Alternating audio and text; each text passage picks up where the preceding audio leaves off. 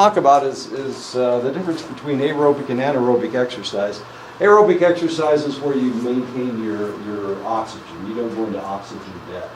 So if you jog, if you run and you go into oxygen debt, then you're doing anaerobic exercise, not aerobic exercise. I can't see this anyway. I just saw everybody in.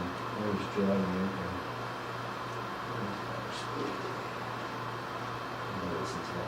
Okay. Anyway, okay, so aerobic exercise is good for your body. It speeds your heart up, and that's what you want. You want your heart to be healthy, so you need to exercise it. You breathe deeper, so your lung capacity can be maintained. One of the things that happens to you when you're an old fart is that as you get older and you stop breathing deeply, you lose the capacity to breathe deeply. It's a use it or lose it situation. So if you don't run, if you don't ever do anything that forces you to breathe deeply, then potentially you won't be able to breathe deeply if you ever get in a situation where you need to. The cells of the body become more efficient at extracting oxygen from blood and dumping waste. And of course, if Sheldon were here, he's a cross-country runner. The reason that cross-country runners are such good athletes is because their body is very efficient at extracting oxygen and dumping the waste. And that's why they can run long distances. Weight-bearing exercises help in aerobic exercises. It preserves your muscular strength and flexibility, and of course that's what we want. It makes you look better. It promotes your healthy body composition so that you have a good muscle to fat ratio. It helps you maintain bone density, which isn't important unless we're talking about osteoporosis. And if you're a female, and especially if you're a white or an Asian female, then your bone density is very important because osteoporosis is very common among the Caucasian race and the Asian race. Forms of aerobic exercise: walking, jogging, and playing racquetball, unless you play racquetball the way I used to play racquetball. So what does aerobic exercise do? The benefits: it promotes neurogenesis, the growth of new neurons in the brain. Aerobic exercise. Sheldon, I was just bragging about you.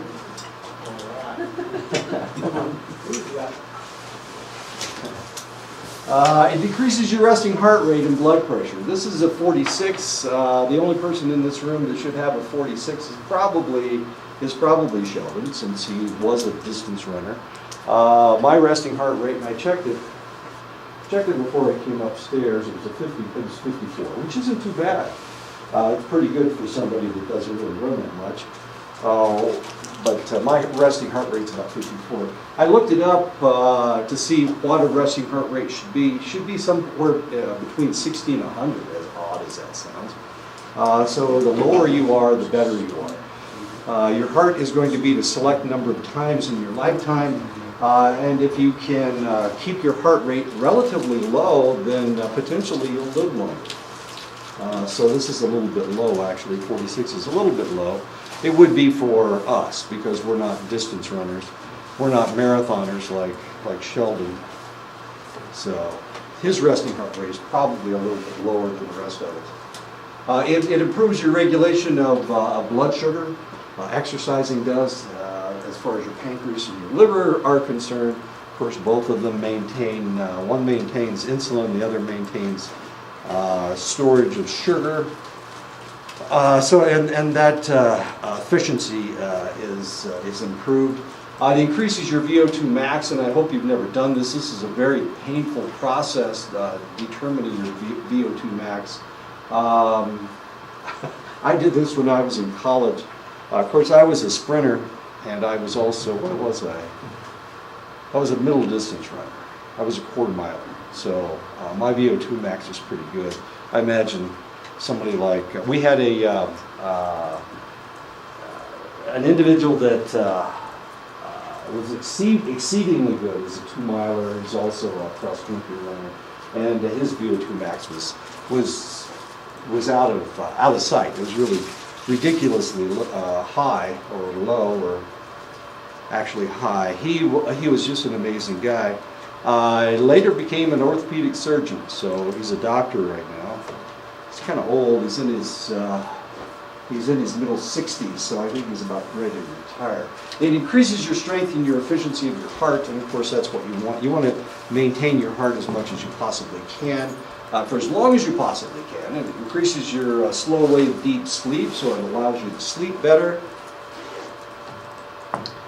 It increases your HDL, your good stuff, the high density level of lipids, and it reduces your low density level lipids. And your low density level lipids are the ones that accumulate. The HDL actually cleans out the LDL.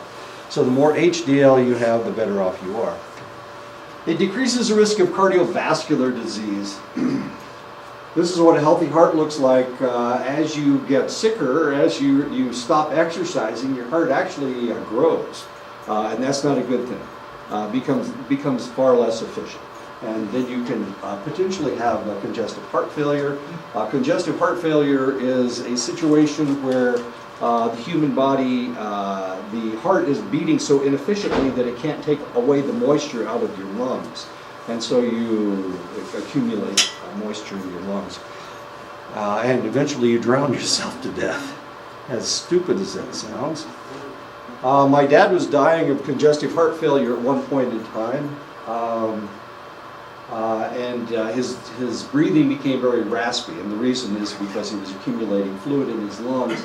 He had a mitral valve that needed to be replaced, and unfortunately he went into crisis over the holidays, over a holiday, and we had to find a surgeon that would actually do the surgery so that he wouldn't die. Of course, it made my mother angry.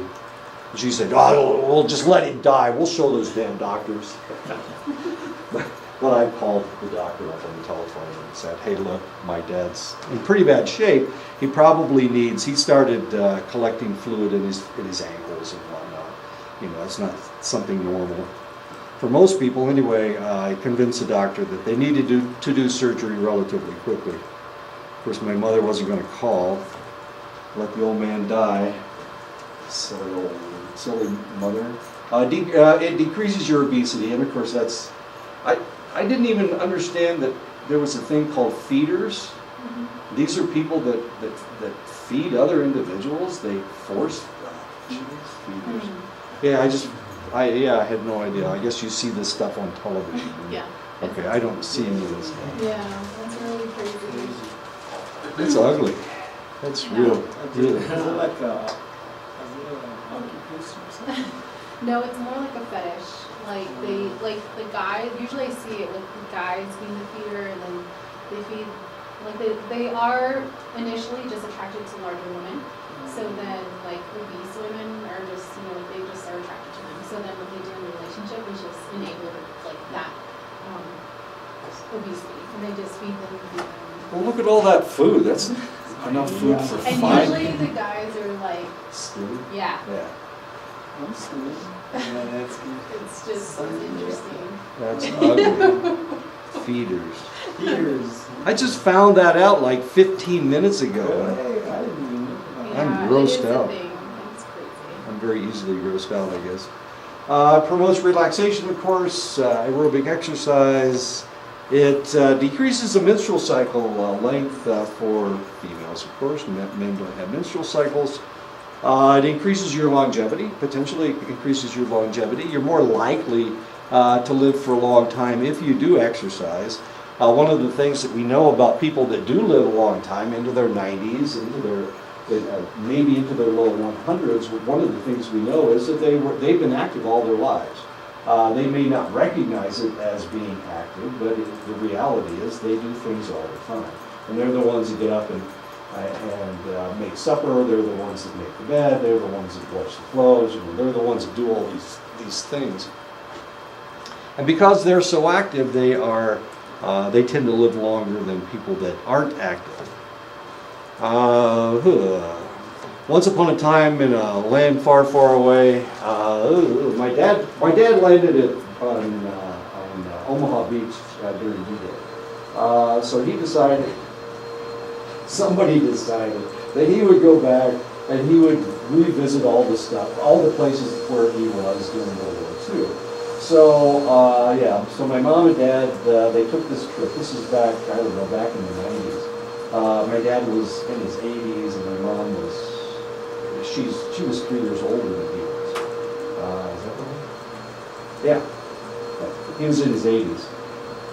At this point, he was in his late 80s. And so here they took this trip, and they took this trip with other World War II vets, and of course, most of them were relatively advanced in age. And here's my mom and dad. They would get off the bus and they'd start walking around, looking at stuff, and these other people were just kind of scooting along real slow. And here my mom and dad were just zipping all over the place. You know, they're both in their 80s. They're zipping all over the place, and it was just the way they were. It was the fact that they were always active. They always wanted to walk. If they weren't supposed to go someplace, like there was a trail that they weren't supposed to go on, they always went on the damn trail because they're bad people. They were just bad people. Anyway, so we were in Germany back in the 70s, back in the 80s, and we were at Neuschwanstein, the castle, and they had a trail that you weren't supposed to go on. And of course, my mom, she just stepped right over the barrier. Of course, my mom's 24 today. She just stepped right over the barrier and took off up on this trail. And of course, the rest of us took off on the trail too. We had the greatest time in the world. It was wonderful. But we were always bad people. We did what we weren't supposed to do. And of course, that's my parents. They were always doing what they weren't supposed to do. Anyway, they got lost a couple times. They had to wait for them a couple times, and they charged them extra money. You know, this is France. So they charged them extra money because they were bad people. And they held up the group. It was terrible. Anyway, okay, so it decreases the risk for cancer. It improves your immune system. It improves your mood, makes you happy. Makes you happy. Look at this guy smiling doing push-ups. Who smiles when they do push-ups? What is that? Is that you? That's me, yeah. I have more hair than that. Or I have less hair than that. Wait a minute, something's going on. Physical exercise protects people from chronic illnesses, including osteoporosis. 1 in 4 women over the age of 60 suffer from osteoporosis. As I said before, the women that are the most susceptible to osteoporosis are women of Asian or European descent. Studies have shown that exercise can protect the individual from various forms of cancer. Colon cancer is one of them, rectal cancer, breast cancer, endometrial cancer, prostate cancer, and lung cancer. That's what they have shown. My sister died of endometrial cancer, and she was a chronic, never exercised. Don't ever tell me I have to walk across the room if I can slide across the room or roll across the room. That was my sister. She wasn't obese. She wasn't fat at all, actually. She was fairly slender, but she died of endometrial cancer, unfortunately. As sad as that is. Of my siblings, she was the only one that didn't exercise. And she's the one that died before she turned 60 of endometrial cancer. As sad as that is. Exercises change pro-inflammatory cytokines, which can lead to growth of tumor cells. And of course, my sister, she actually had a philosophy that exercise made you fat. She said that if you exercise, you build muscle. If you build muscle, the muscle, as soon as you stop exercising, will turn into fat. She was wrong. She was wrong, and she paid for it. So it's really kind of tragic that she had the wrong idea. But if you knew my sister, you can't argue. You can't argue with that lady. You never could argue with that lady. Nobody would argue with her but me. I was the only one that would argue with her. So when she was dying of cancer, of course, I was in California at the time, and that my parents would fly me in just to get her blood pressure up so that she would maybe live a little bit longer. And it actually worked. Exercises, I can make people angry really good. I'm pretty irritating. Exercise is especially important in the control of diabetes mellitus.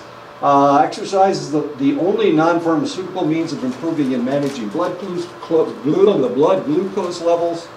Sedentary lifestyles lead to obesity, increased waist circumference, and metabolic syndromes.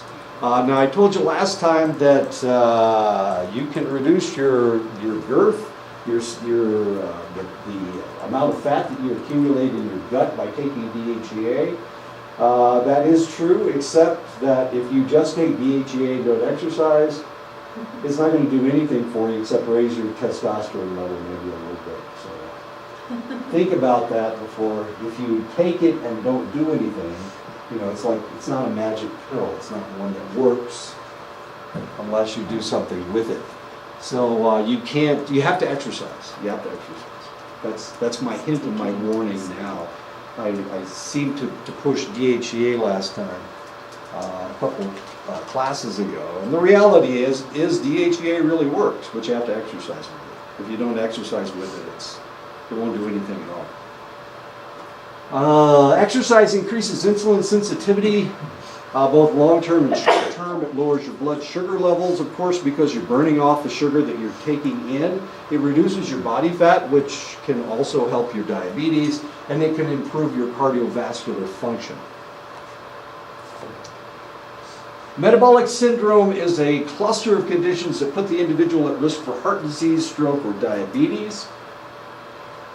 It is a situation where you have an increased blood pressure, you have high blood sugar levels, of course, you have excess body fat, especially around your waist, and you have a low HDL level because you don't exercise, and you have a high triglyceride level. This is known as metabolic syndrome. What does it look like? This is what it looks like. This is what it looks like in women. This is what it looks like in men. You accumulate fat around your gut. Why do you do that? Well, for one thing, you may be drinking too much beer. But for the other thing is that you have a low HDL, which takes out body fat, and high triglyceride. Back in the old days, when I was a laboratory technician, when I was first a laboratory technician, we used to measure your lipid levels. And we only gave you one number. But then all of a sudden, they realized that we could fractionate it. We could separate the triglycerides from the cholesterol. And we did that. We separated cholesterol from triglycerides. Cholesterol is the blood that is circulating through your body, primarily. It's the fat that's circulating through your body.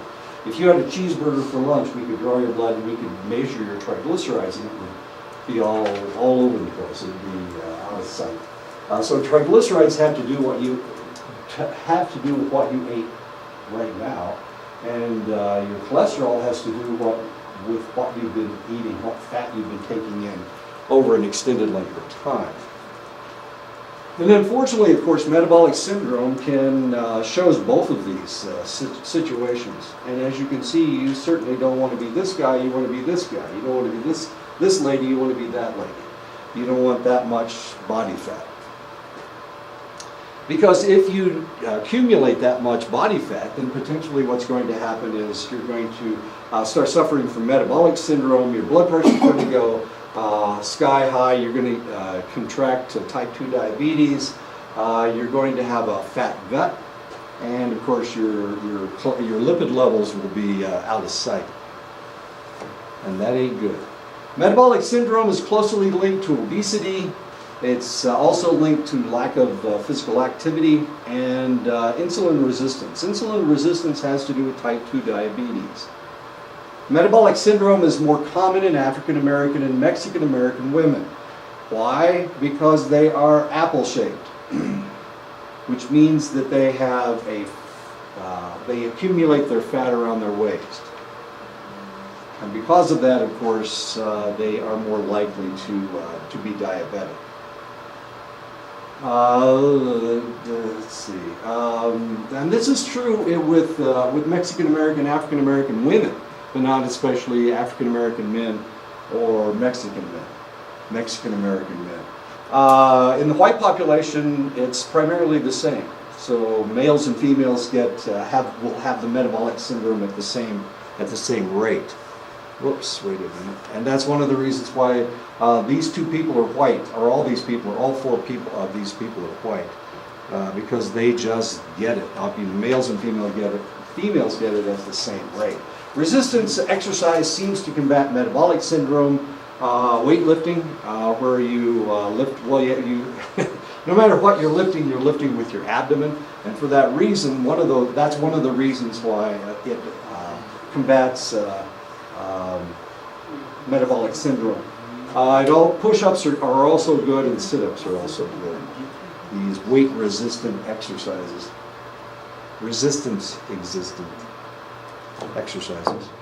Exercise is associated with improved mood, of course. As you see, everybody doing push-ups is smiling. I know, what's that all about? Elevated well-being, buffering against anxiety, buffering against stress, boosting self-esteem, boosting self-efficacy, feeling more vigor and less fatigue, and it protects against depression. Of course, if you had a gut as flat as hers, I guess, you would be smiling too. My gut certainly isn't that flat. I'm a little envious. Exercise is especially efficacious for adults under stress. In a study from Montreal looking at people over 60, those who exercise frequently experience less stress over 2 years and better physical health over 4 years. Exercise. It takes away the stress. It relieves the feeling of stress. I know. Regular exercise predicts better cognitive function and has been seen in children as young as 7.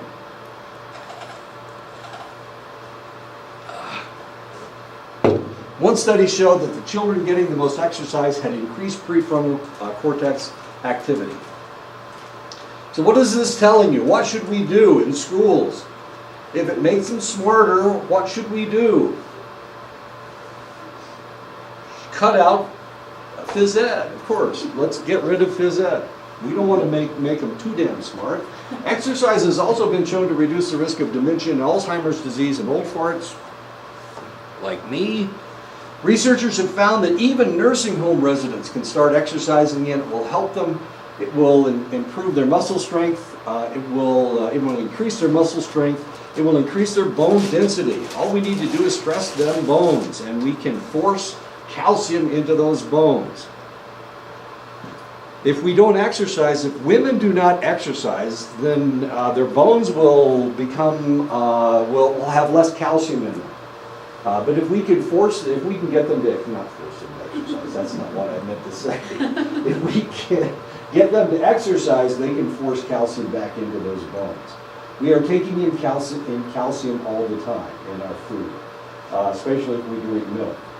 Those of us who can't drink milk, of course, we still are getting calcium in various foods that we eat. Usually whatever red meat we're eating, we're getting calcium. So the bone density will increase. It lowers the morbidity and mortality rate. One of the problems in nursing homes is that they're sitting there doing nothing. And if they're sitting there doing nothing, then eventually they will die relatively quickly. They'll get a disease and they will die. One of the things that you need to do as you get older is that you need to make sure that the food that you're taking in is moving through your body and you're digesting it properly and getting rid of the waste. The waste is extremely important. So one of the things that you have to do when you get older is that you have to make sure that you're clearing all your waste. And the best way to do that is to move. If you don't move, it ain't going to get cleared out very well. And of course that causes all kinds of interesting problems. The individual starts suffering from a disease, and then eventually, of course, they die relatively readily. I apologize for the picture. I found it and I couldn't not put it up. I know. It's the Burger King hat, isn't it? You like the Burger King hat. Research shows that children get enough exercise in school programs, but neither boys or girls who aren't involved in school athletic programs as adolescents get enough exercise. Everybody needs to exercise. No matter how uncool it is, they need to exercise. Adults who consider themselves sedentary in the United States, 32% of men consider themselves sedentary, lazy pieces of crap. And 42% of women consider themselves sedentary as well. Also, lazy pieces of crap. I apologize. It ain't my fault. I'm not the one that told them to stop. Somebody else must have told them to stop.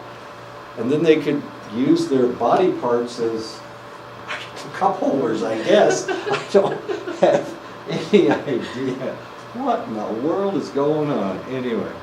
The other ladies was like, that's cool.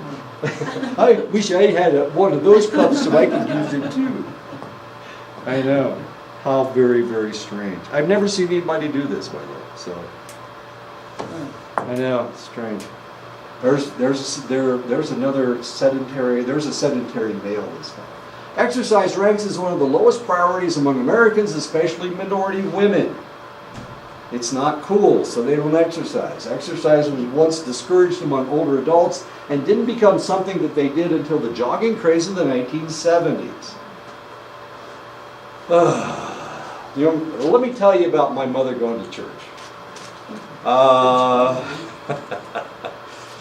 My parents moved to a certain area because there was a church right down the road, and they thought, well, this will be easy on Sundays. We'll just load up the kids and go to church.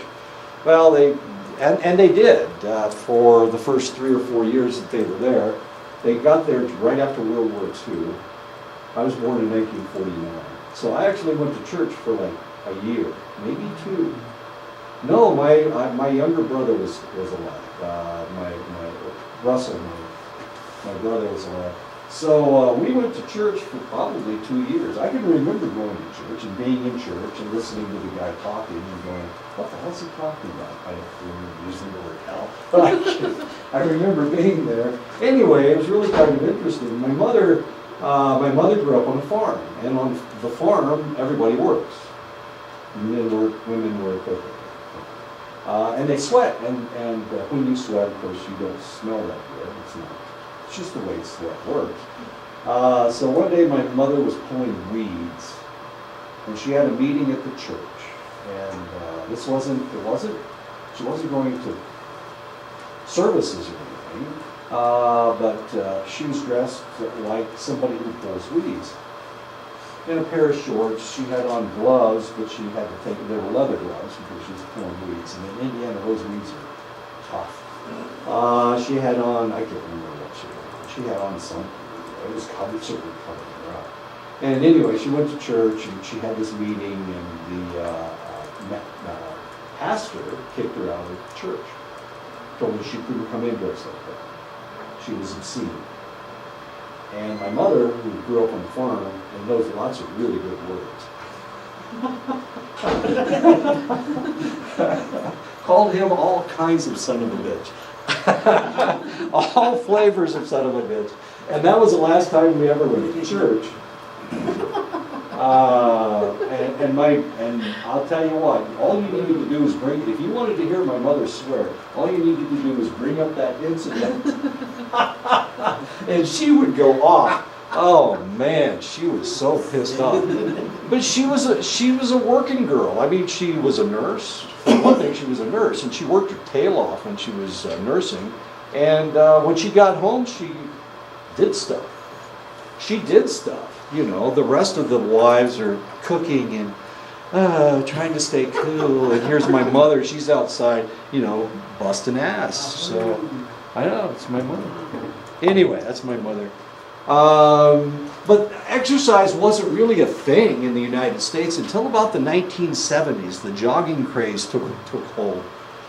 People fear, and of course, so why are people so lazy? What's wrong with people? 32% of men and 42% of women don't think you should exercise. So what's wrong with people? People fear accelerated bone density loss. They fear arthritis. They fear dying of a heart attack. But the reality is that the body will rust out before it wears out. Sure, you know, I've got problems. I don't have an ACL in my left knee, but you know, I'm not going to wear out before I rust out. I mean, I need to keep my heart healthy. That's just the way it works. I got pieces that don't move very well, but by golly, I don't have any arthritis. I almost died of a heart attack, and if I didn't exercise, I would have died of a heart attack, just like my friend who had exactly the same heart attack I did. The man was sedentary, smoked cigarettes, drank beer, and now he's dead because he didn't exercise. The reality is that you will rust out before you wear out. Your body's not really going to wear out at all. You either have to use it or you're going to lose it. That's just the way the body works. And here's a guy that's using it so he doesn't lose it, and here's the guy that has already lost it. Oh man, it's just the way the world works. You got to use a body part. You've got to use a system of your body, or it's just not going to function anymore. Exercising didn't come into vogue in the United States until after the Vietnam War. It was the baby boomers that first started exercising. If you watch a movie from the 1950s or 1960s, if somebody takes off their shirt, look look at their muscles and see if they look like they're healthy specimens.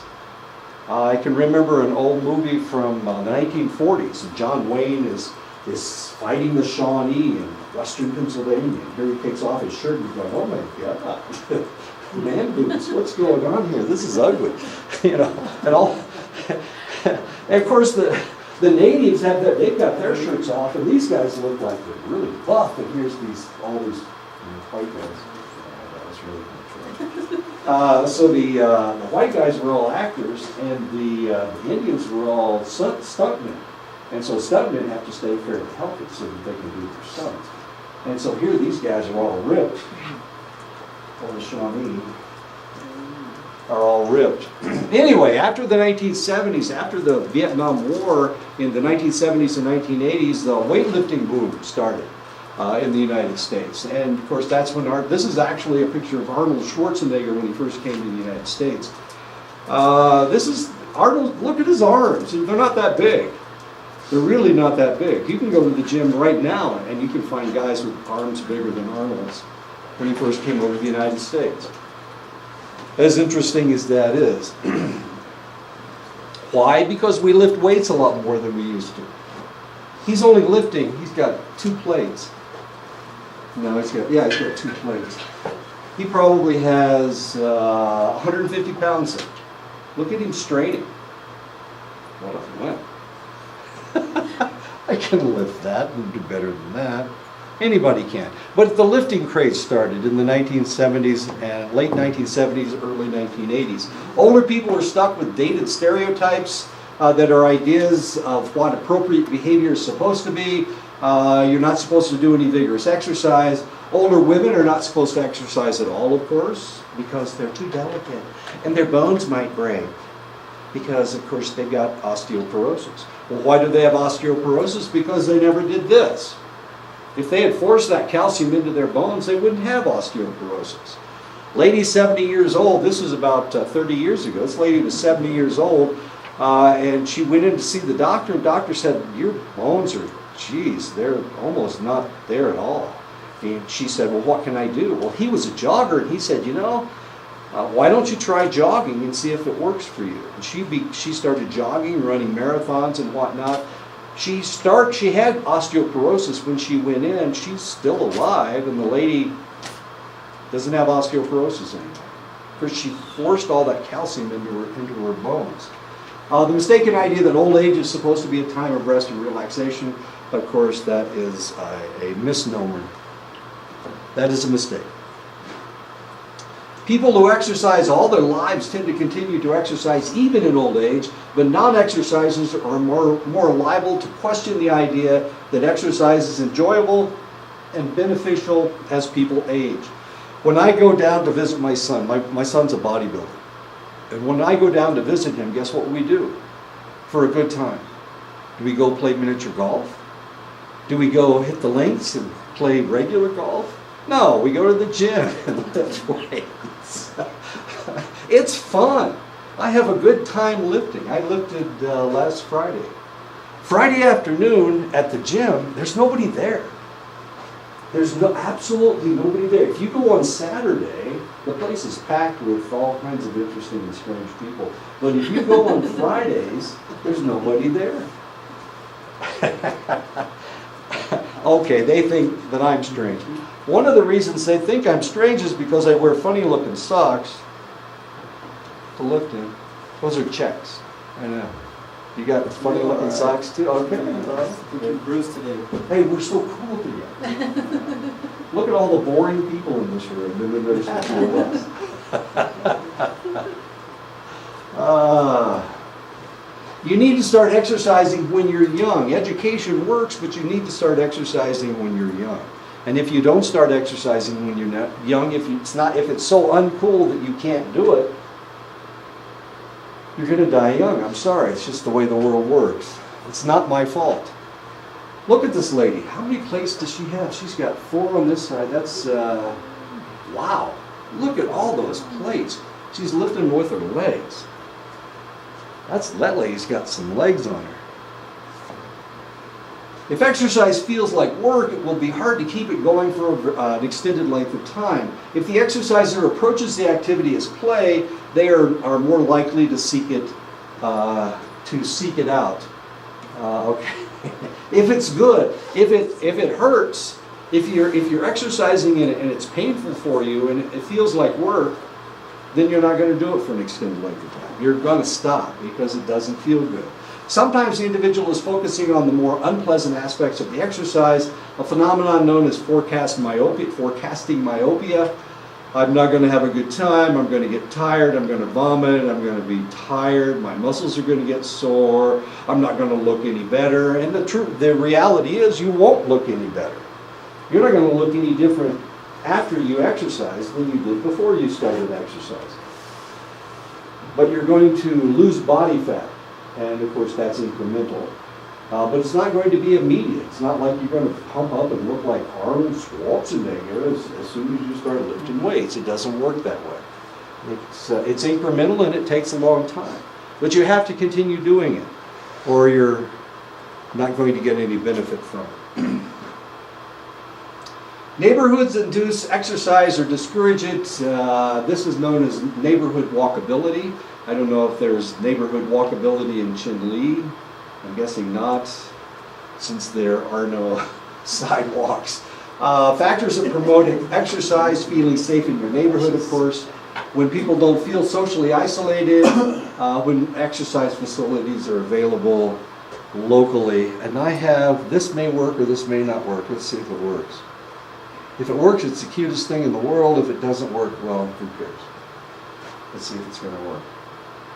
We're on the 6th floor. Nope, it's not going to work. Okay. It's my grandson. When he was 2 years old, he could barely talk. For the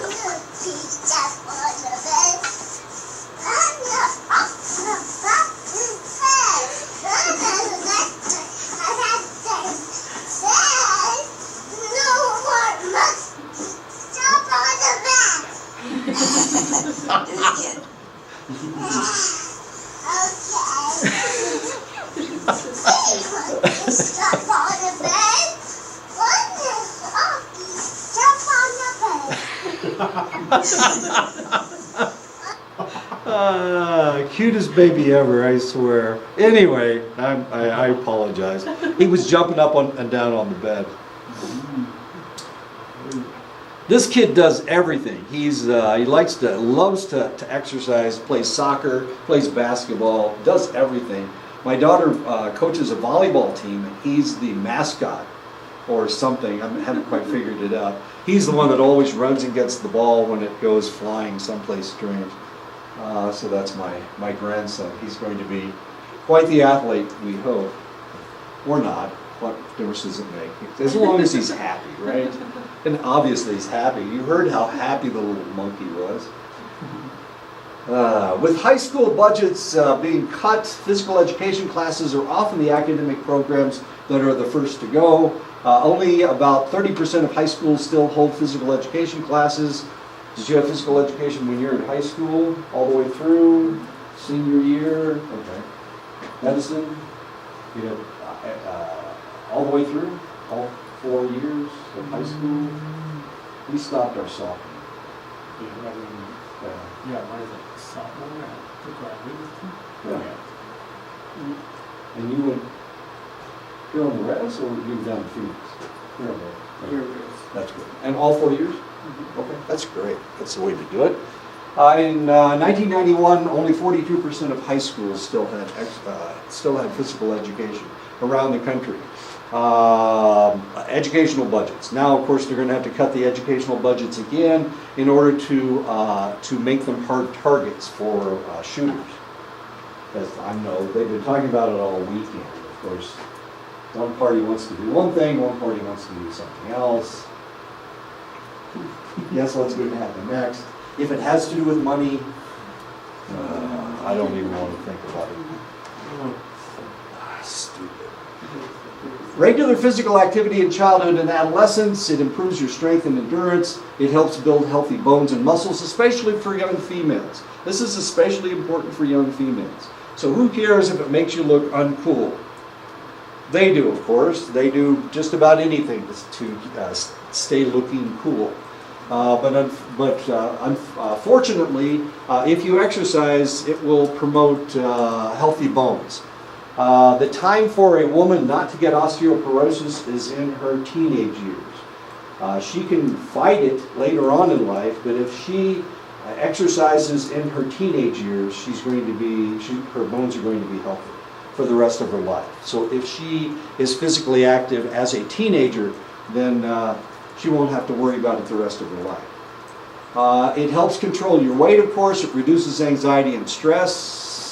It increases your self-esteem. It improves blood pressure and cholesterol levels, and that is important even as children. And the CDC said physical activity helps improve academic achievement. Wait a minute, we're talking about the CDC. We're talking about the CDC. Physical activity improves cognitive skills and academic behavior. So it's the CDC that tells us that kids need to exercise in high school. Everybody needs to exercise. But of course, if it's uncool, we shouldn't do it. We need to be cool, right? That's the most important thing. Let's vote. How many people think being cool is the most important thing in the whole wide world? I'm the only one. Guess who's running this whole thing? You see the guy up there that's running this whole thing? It's this crazy old man right here. He's the one that's running this exercise program. I know. Look at the look on his face. What a goofball. People are more likely to stick with exercise programs if they enjoy the exercise.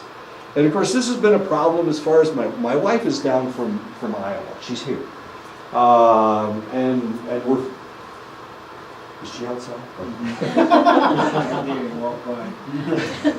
The problem with my wife is she can't find an exercise that she likes. She likes to dance, but now her hips don't move very well, so she can't dance anymore. So we're really struggling to find an exercise for her. She has a recumbent bike, but it's here, and of course she's up in Iowa, so she's hoping to take the recumbent bike back with her. Maybe she can exercise with the recumbent bike. We're trying to find an exercise that she enjoys, that doesn't make her crazy, I guess. Swimming, she can swim, but of course she has to go to the gym, she has to go to the pool, she has to put on her bathing suit, and she doesn't like the way she looks, the whole thing. It's really kind of tough. If they have the habit to exercise regularly, this is really important. This is why somebody would stick with it. They grew up in families that exercised, and of course my family does exercise, but my wife's family didn't. My wife is from Georgia. In Georgia, if you sweat, that means you're black. I know this sounds racist. I know, they were a white family, and white people didn't sweat down there. They just didn't do it. I mean, they didn't do things that made them sweat unless it was athletic. Other than that, they didn't sweat because only the people that were...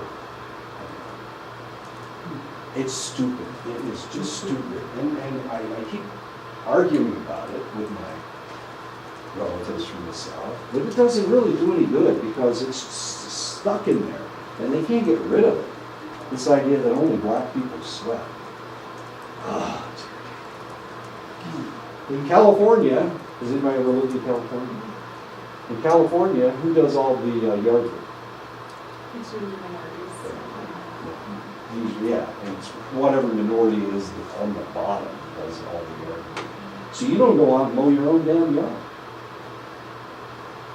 Yeah. So it's kind of the same way in Oklahoma, or not Oklahoma, in California.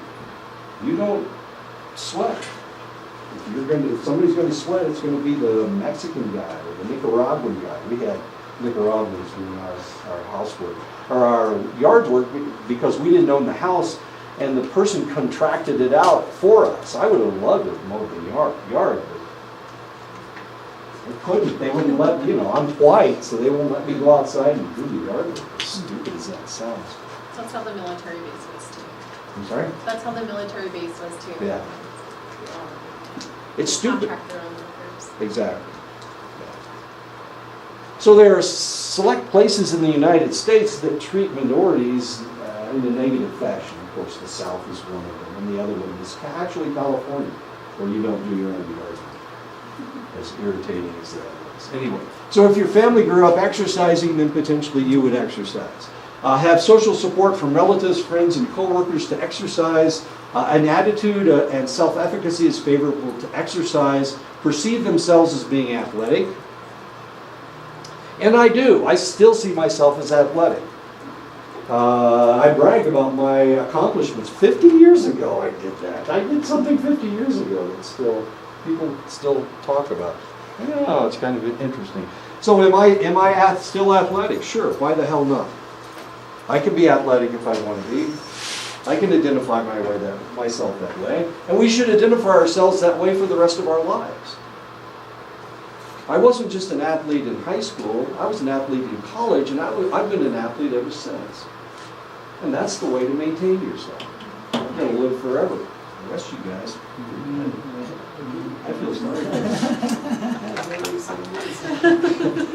Believe that people should take responsibility for their own health, of course, and we believe that, of course.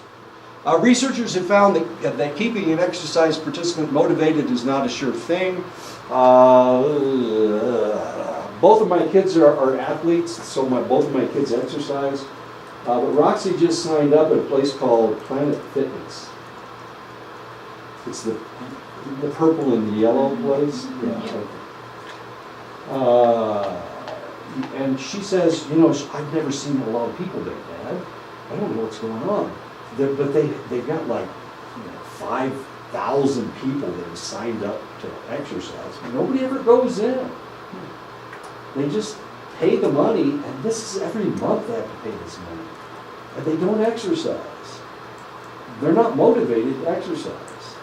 The most important thing is being a member of the gym, not whether you actually go to the gym or not. Isn't that the most important thing? It's the money, right? All these crazy white people in Clinton, Iowa.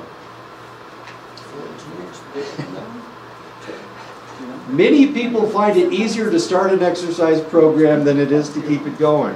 If you want to jog, you decide you're going to jog 3 or 4 times a week. How many months are you going to be able to do that every 3 or 4 times a week? In the summertime, it's too hot. In the wintertime, it's too cold, which means that the only time you're going to actually be exercising is in the spring and fall, when it's just right, just like Goldilocks. Some exercise physiologists have used techniques such as listening to obstacles to make them aware that they might have problems. It allows them to deal with motivation consciously. Your work is going to get in the way. Your family obligations will get in the way. The fact that you're stressed out. Sometimes you're so stressed out that you have to sit in front of the television and eat ice cream. Or you may be too tired. A couple of Fridays ago, I was thinking, I need to go lift, I need to go lift, I need to go lift, I need to go lift, I need to go lift, but I was so tired. I just couldn't get my ass off the chair. I mean, it was stuck. I couldn't get it up. I couldn't even get up to eat, to make supper. Eventually I did, of course, but I didn't get up to go lift. I needed to go lift. I lifted on Saturdays, but I lifted on Saturday. It's hard teaching you guys. It's not easy. You guys are tough. Exercise is a fountain of youth. I've said that before. Exercise is a fountain of youth. It'll keep you young for the rest of your life. However, sleep is the elixir of health. So along with exercising, you need to sleep a select amount of hours a night.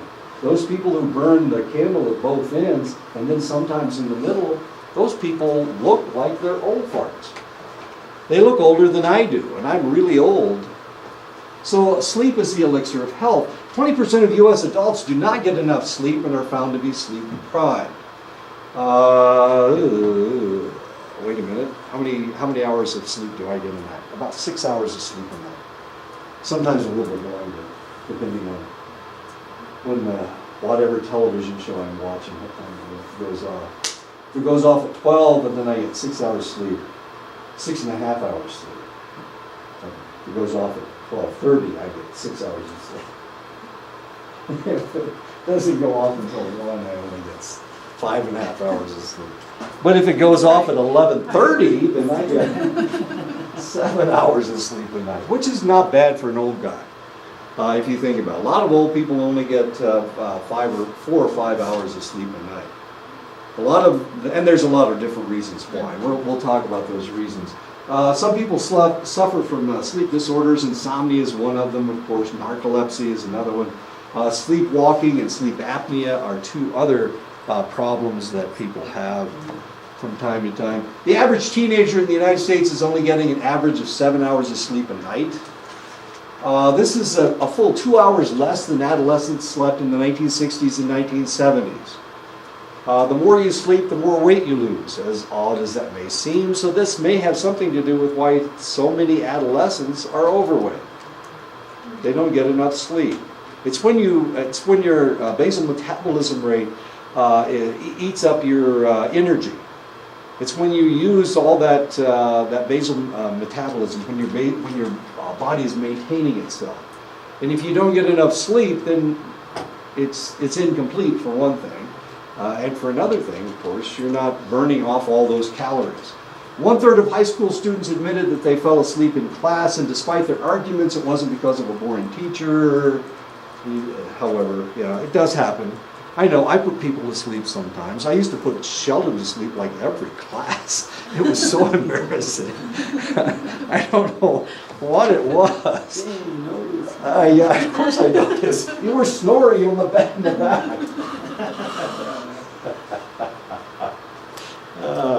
Well, at least he can sleep while I'm talking. I have that capability of putting him to sleep. He hasn't slept. You haven't slept like that all semester. Evidently, he's getting good sleep. Good start.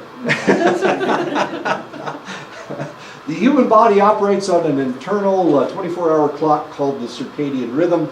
People are used to being on this clock, and if disrupted, like with daylight savings time or with jet lag, the body feels deprived. I don't know if you noticed, or you will be noticing in the spring, because we're jumping ahead. Aren't we jumping ahead in the spring? When we fall back and jump ahead? Spring forward.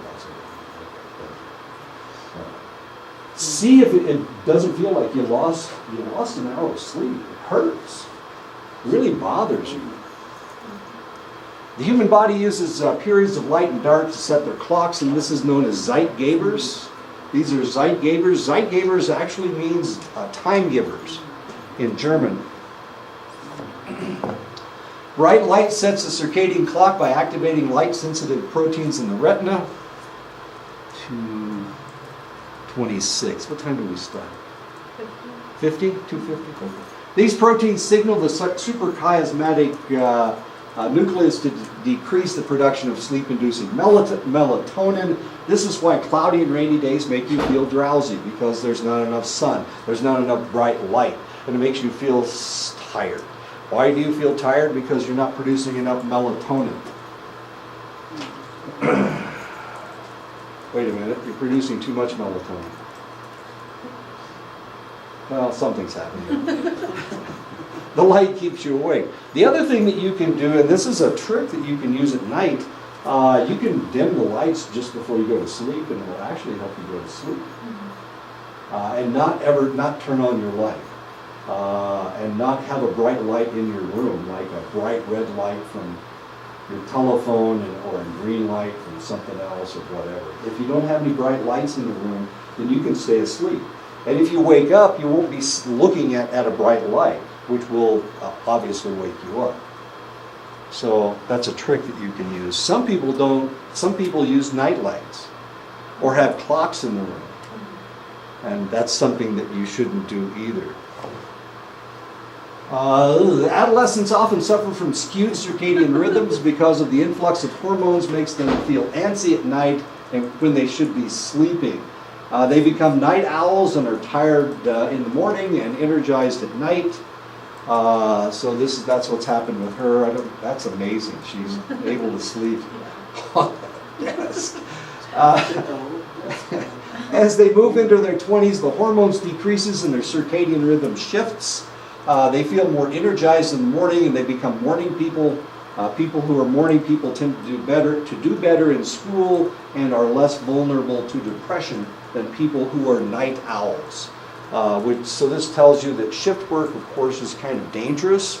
Individuals that, and my son was a bartender, and he would work he'd go into work at like 10 o'clock and not go home until 6 o'clock in the morning. It was a horrible shift. I've done the same shift working in the hospital. I've worked the graveyard shift. And of course, unfortunately, it was really the graveyard shift because that's when everybody dies. It's in the morning, 2 or 3 in the morning. We start getting bodies down at 2 or 3 in the morning. Kind of ugly. Anyway, not important. Why are we talking about this? Shift work. Shift work is tough, and you have to adjust your brain. You really have to adjust your brain because you have to go to sleep when it's light outside, and that's tough. The best I could ever do was 4 or 5 hours. I could never sleep by 6 or 7 hours in a week. Yeah, it's tough work. Besides, if you work in the hospital, you do all the work for everybody coming on the next morning. Damn it. A person will go through 2 or 3 full sleep cycles a night, consisting of 90-minute cycles containing 5 distinct stages of sleep, as gauged by the electrical activity of the brain. When you're completely awake, it's called beta waves. It's very active, very short waves. Alpha waves are a little bit shorter, stage 1. Stage 2 are theta waves, they're a little bit deeper, a little bit farther apart. Stage 3 is light delta waves. As you can see, there are some of them that are really wide apart. And then stage 4, this is when you do most of your interesting dreaming. This is when you do your sleepwalking. This is when you wet the bed. This is when you have your night terrors. Without this state, this is when all the basal metabolism is taking place and taking care of your body. And then, of course, you bounce into REM that looks a lot like delta wave sleep. Not delta wave sleep, but beta wave sleep. Sleep stage is when the body repairs takes place in the deepest stage, stage 4 delta wave. Dreaming takes place throughout the sleep cycle, but more realistic dreams occur through stage 4. And the reason, and this is one of the reasons why people who have been in combat or people that have been traumatized, a lot of times they won't want to fall asleep because they start dreaming about whatever it is that has traumatized them.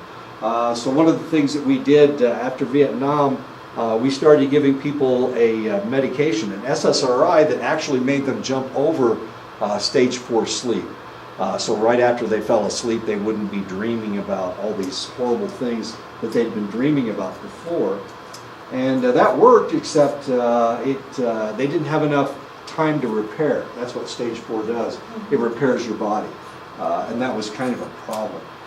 And of course, we stopped doing it because it wasn't working very well. The dreams that people tend to remember are in your REM sleep. It's just before you wake up. You probably only remember one dream a night, and that's the last dream you were having before you woke up. During REM, the body cannot move, and for that reason, you may feel like you are paralyzed with fear. Sleepwalking, of course, and bedwetting take place in stage 4 sleep.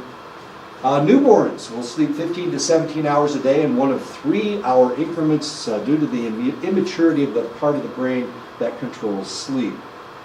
As the newborn brain develops, the hours of sleep will decrease and they will sleep for longer periods. At 6 months, they should be sleeping 12 to 13 hours. Newborns will spend half of their sleep in REM, or they're easily aroused because REM sleep isn't deep sleep at all. So they wake up fairly readily. Did anybody else have kids that were, one of them was an angel, the other was a monster? Did you guys anybody? I'm sorry? You're talking about sleeping? Sleeping and everything else. My God, my poor son. He was such a monster. My wife hated him. That's why she left. I mean, who leaves their 9-month-old baby? Who does that? But he was horrible. I mean, he wouldn't sleep after she left. Yeah, everything went back. Everything went to normal. It was really kind of bizarre. I know, something's wrong with her. That's what I kept telling myself. Something's wrong with her. She actually breastfed him, but she wouldn't wake up and feed the kid. He'd start crying, and if she was asleep, I would go get the kid.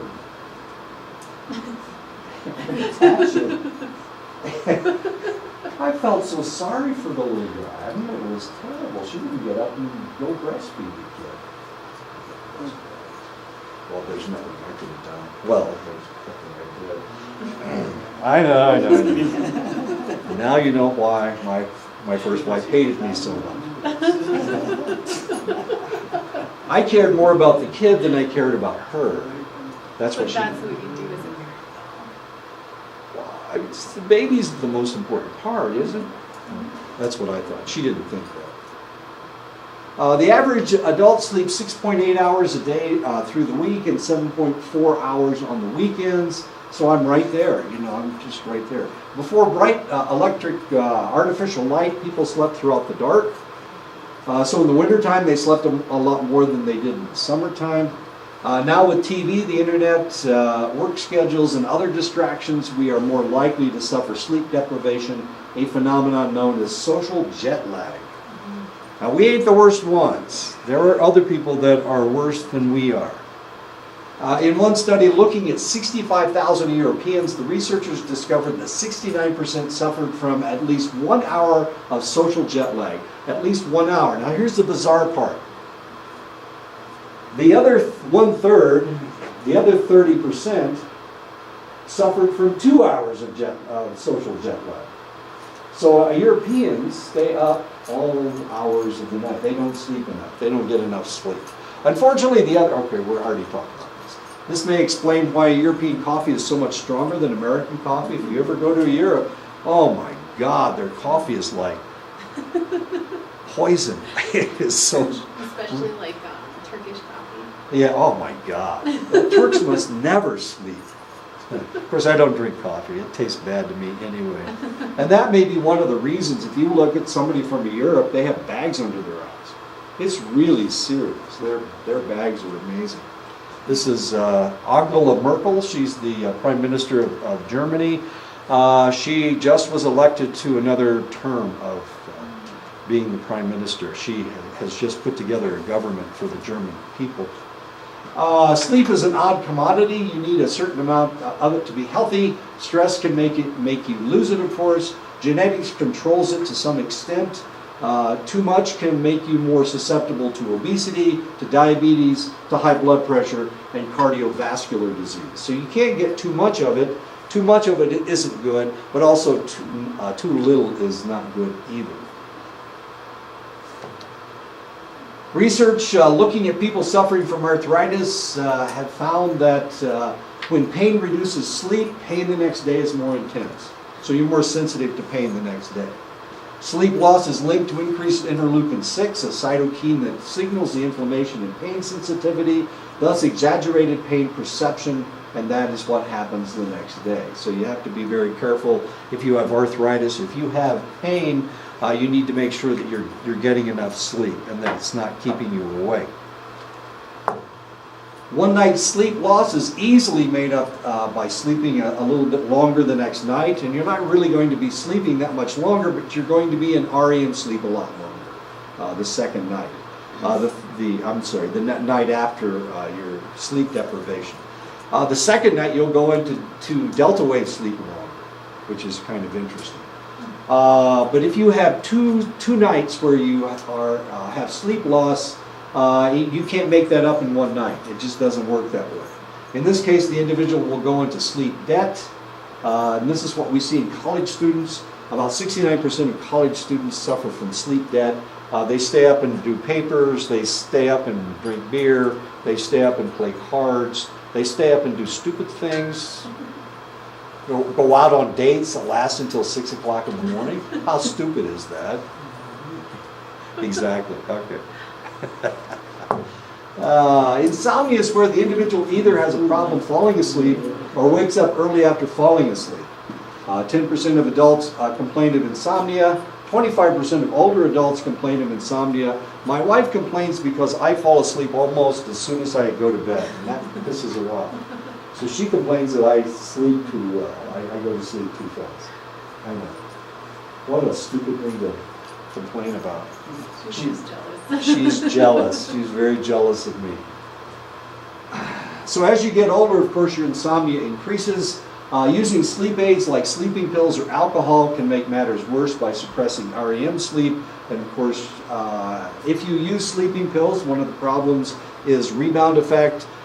When you stop using those sleeping pills, then you'll really suffer from insomnia, and it will be worse than it was before. So you have to be careful. Chronic sleep debt promotes obesity. It increases your body weight. It increases your BMI. The studies show that people who have restricted sleep patterns consume more calories, especially in fat, because they're trying to make themselves feel better. So they consume fat because fat makes them feel better. These people are more likely to eat between meals, of course, and they tend to eat fatty foods. Sorry about that. Just having problems with her pants.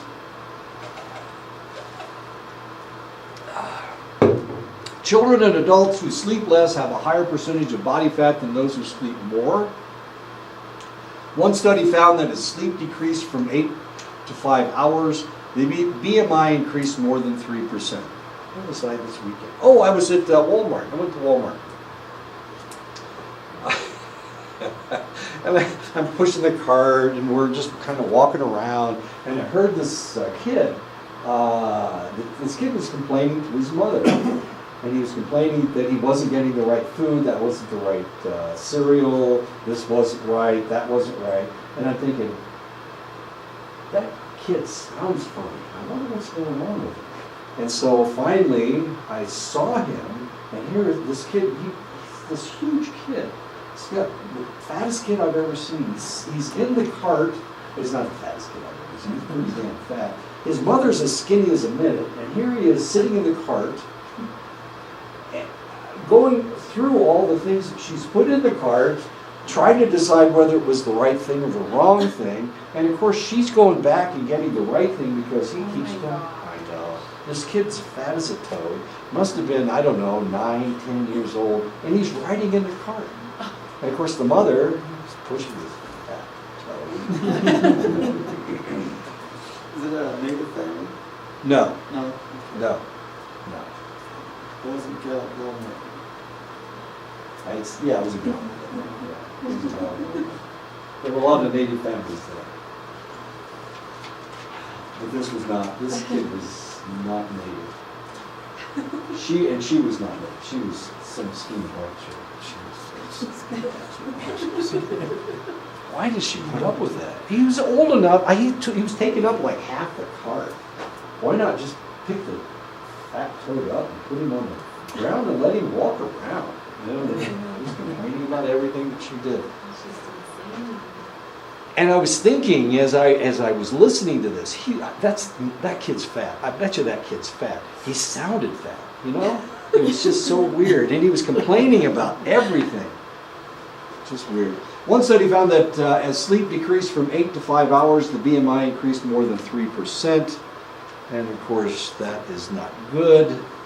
Poor sleep stimulates an increase in hunger triggering hormone ghrelin and decreases the hunger suppressing hormone leptin. Sleep loss also elevates levels of cortisol, which promotes the storage of calories into body fat. This may explain the phenomenon of the freshman 15. If you've never heard of the freshman 15, the idea is that when you're in high school, of course, you're active, you're getting enough sleep, your parents are feeding you. As soon as you go off to college, you start eating more pizza, drinking a lot more beer, and especially for females, they gain 15 pounds. And I've got some pictures of freshman 15. There you go. There's her graduation picture on the left, and there's her freshman picture on the right. There's her as a high school senior, and there is her as a high school or a college freshman. Now, not to pick on just females, here's some guys. There he is as a high school kid, and there he is as a college kid with his gut hanging out. And same thing, he's happier as a fat kid. Anyway, freshman, yeah, exactly. Sleep deprivation suppresses immune functioning. Irregular sleep leads to increased immunological signaling molecules such as tumor necrosis factor, interleukin-1 and interleukin-6. Elevated levels of these cytokines is associated with diabetes, of course, cardiovascular disease, inflammation, because that's the function of the interleukins, inflammation, pain sensitivity, and other chronic illnesses. So the fatter you are, the more sensitive you are to pain. Sleep loss promotes insulin resistance. Insulin resistance is a key factor in diabetes, especially diabetes 2. Fat cells in people who experience sleep restriction have a 30% reduction in their ability to respond to insulin. If the sleep loss is not chronic, this process will reverse itself. The adolescent body is more flexible than the adult body. A study found that adolescents that chronically get only 6 hours of sleep a night can increase their insulin sensitivity by 10% with just 1 extra hour of sleep. That's the adolescent body because it's more flexible. So those of you who are thinking, oh, well, I can just protect myself with an extra hour of sleep, as adults, it doesn't work quite that well. You certainly can't reduce it by 10%. Sleep loss is linked to chronic inflammation. This adversely affects our metabolic functioning, our neural functioning, our endocrine functioning. This mimics accelerated aging. Older adults who do not have sleep problems live longer than those who do. And of course, this is a picture of Lisa Robin Kelly. She was on the 70s show. I don't remember, I never watched the 70s show, okay? I understand it was a really good show. But this is what she looked like when she was in the show. She started out, she was supposed to be a teenager, but she was in her 20s when she started in the show. Pretty soon they started writing her out of the show because she was using drugs, she was not getting sleep, and she had a real problem with all of these things. This is her at 43, just before she died. She died of a drug toxicity. She had like 4 different drugs in her system, and they were all at toxic levels. But here she is. You can see she aged very, very rapidly from her early 20s to her early 40s. Her aging accelerated markedly. Sleep is used by the brain to repair damage, to replenish energy stores, to promote neurogenesis. Poor sleep can lead to impaired concentration, impaired memory, impaired creativity, increased reaction time, increased errors, increased accidents. Driver fatigue was blamed on 20% of the traffic accidents in 2002 in the United States. Driver fatigue. Kind of silly. Avoid all forms of caffeine. How do we improve your sleep?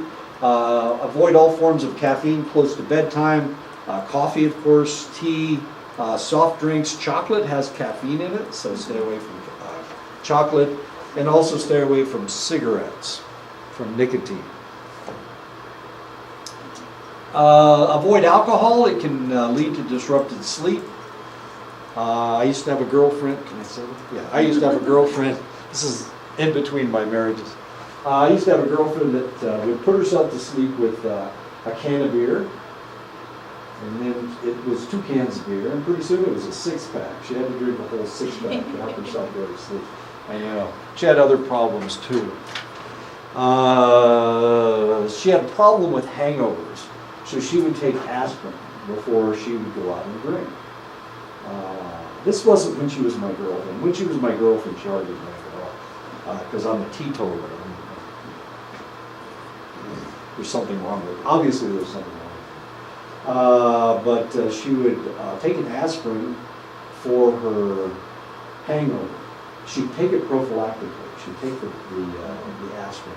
And what it did was it started prolonging her period, because aspirin is a blood thinner. And so if you take too much aspirin, it thins your blood. So pretty soon she was having a longer period than she was having a not period, an unperiod. Yeah, I know, it was pretty bad.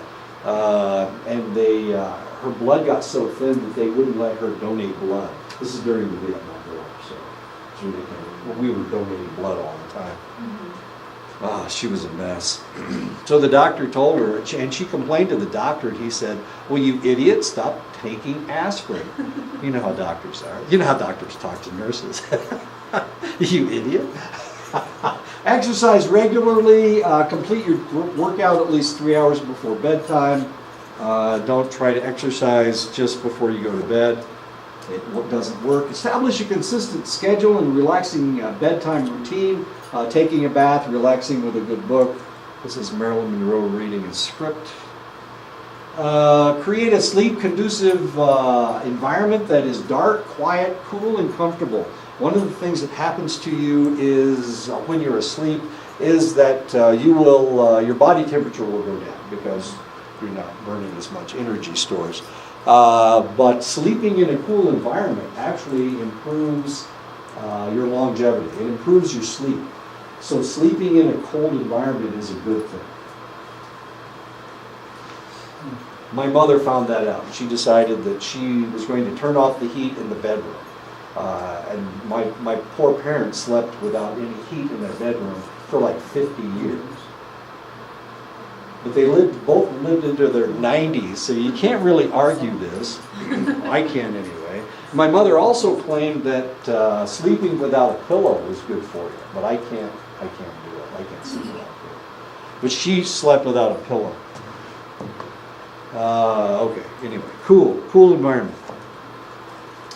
Hide the clock face. Reassure yourself that occasional temporary sleep loss causes no great harm. And this is a problem. Some people are so wound so tight that they will look at the clock and they'll worry about not sleeping, and they're worried about they need to sleep. You know, they need everything to be organized. These OCD, wacko OCD people, and they will start worrying about not falling asleep, and then they can't fall asleep. So, okay, that's. Anyway, so hide the clock. Don't worry about it. Don't worry about falling asleep. Don't worry about sleeping too long. If I need to get up at 4 o'clock in the morning, I wake up at 4 o'clock in the morning. If I need to wake up at 2, I wake up at 2 o'clock in the morning. I never oversleep, as strange as that is. We haven't used a clock. We haven't used an alarm clock in my house ever since my wife doesn't even use one. Yeah, that's how good I know. That's how accurate my phone is. Yeah, this is amazing. So you don't use an alarm clock Tuesday? I don't have to. I wake up at the same time. That's how it is for me. Oh, there you go. Maybe it's because we're athletes. I think so. Do you use alarm clock? I have to. You have to. Yeah, like my schedule changes so much. I go to sleep at different times, like every night.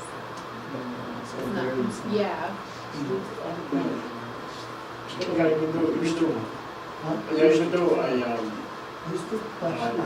set my alarm clock, but it kind of, my body reaction is kind of wakes up right before it gets Oh, you always wake up before it goes Yeah. out? Yeah. See, you do the same thing. You wake up when you need to wake up. If my wife does set the alarm clock, I wake up just before the alarm goes off. And I wake her up and tell her it's about to go off. I'm not a morning person, so it's like, Oh, there you go. I'm just like, no. My wife would sleep in every day if she could. Now that she's retired, she actually can. Music starts blasting. How am I doing? Is it over? Am I over? Yeah. Yeah. I went over. I'm sorry. I stole 2 minutes from you guys.